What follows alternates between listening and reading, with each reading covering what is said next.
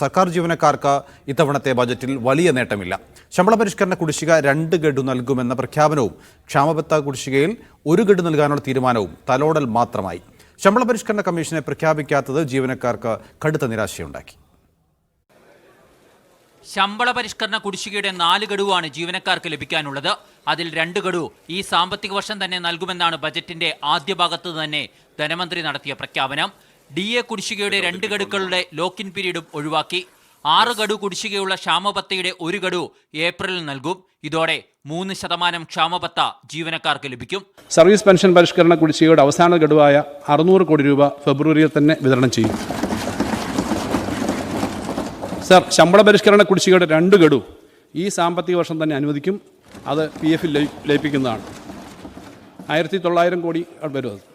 Sir, ജീവനക്കാരുടെ DA കുടിശ്ശികയുടെ 2 ഗഡുക്കളുടെ ലോക്കിൻ period നടപ്പ് സാമ്പത്തിക വർഷത്തിൽ ഒഴിവാക്കി നൽകുന്നു. അപ്പോൾ അതവർക്ക് ലഭിക്കും.